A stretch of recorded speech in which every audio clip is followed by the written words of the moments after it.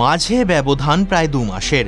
যে বিতর্কের সূত্রপাত ঘটিয়েছিলেন দেশের প্রধানমন্ত্রী নরেন্দ্র মোদী, তা যেন রূপ পেল স্বরাষ্ট্রমন্ত্রী অমিত শাহের হাত ধরে। অনুপ্রবেশকে দেশের ডেমোগ্রাফি বদলের অনুঘটক হিসেবে দাগিয়ে দিলেন তিনি। বরাবরই যে বিতর্ক বিবাদে লিপ্ত করেছে কেন্দ্র ও এই রাজ্যকে। স্বাধীনতা দিবসের দিন লালকেল্লা থেকে দেশের ডেমোগ্রাফি বদলের কথা বলেছিলেন প্রধানমন্ত্রী নরেন্দ্র মোদী। অনুপ্রবেশকেই দায়ী করেছিলেন তিনি। শুক্রবার নয়াদিল্লিতে একটি অনুষ্ঠানে যোগ দিয়ে সেই একই প্রসঙ্গ শোনা গেল স্বরাষ্ট্রমন্ত্রী অমিত শাহের মুখেও। দেশে মুসলিম জনসংখ্যা বৃদ্ধির নেপথ্যে পাকিস্তান ও বাংলাদেশ থেকে হওয়া অনুপ্রবেশকেই দায়ী করলেন তিনি। সংবাদ সংস্থা পিটিআইয়ের একটি প্রতিবেদন অনুযায়ী নয়াদিল্লির ওই অনুষ্ঠানে যোগ দিয়ে শাহ বলেন, এই দেশে হিন্দুদের সংখ্যা কমার নেপথ্যে ধর্মান্তরের কোনো বিশেষ ভূমিকা নেই।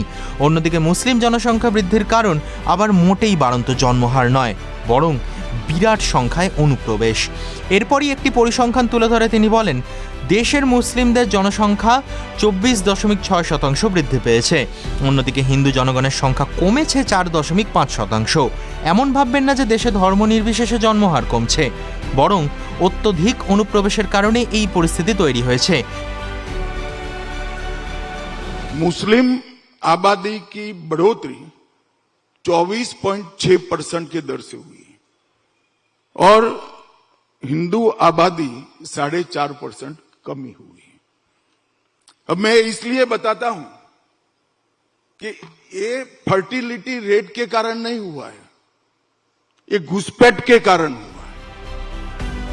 দেশভাগের পর পাকিস্তান দুই দিকেই ধর্মের ভিত্তিতে দেশ গড়েছিল। এবার সেই বাংলাদেশ আর পাকিস্তান থেকে অনুপ্রবেশকারীরা এই দেশে ঢুকে পড়ছে।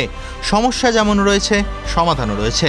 শাহের কথায়, জনসংখ্যার এই বৈষম্য 1951 সাল থেকে 2011 সাল পর্যন্ত প্রতিটি জনগণনায় ধরা পড়েছে, কিন্তু বর্তমানে তা রুখতে 3টি ধাপে শুরু হয়েছে অনুপ্রবেশ দমন প্রক্রিয়া। শাহের কথায়, কেন্দ্র অনুপ্রবেশকারীদের চিহ্নিত করে তাদের নাম ভোটার তালিকা থেকে মুছে সবশেষে তাদের আবার নিজ দেশে পাঠিয়ে দিচ্ছে।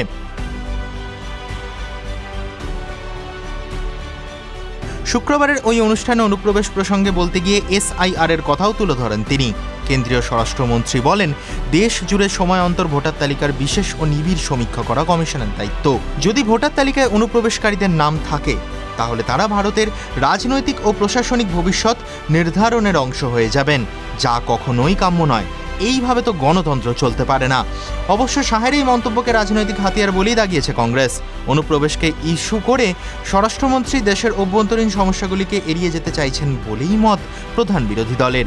এদিন উত্তরপ্রদেশের কংগ্রেস সভাপতি অজয় রায় বলেন, দেশ জুড়ে সমস্যার পাহাড় তৈরি হয়েছে, তাই কি আপনি জনগণকে ভুল বোঝাতে ব্যস্ত হয়েছেন? TV9 Bangla digital.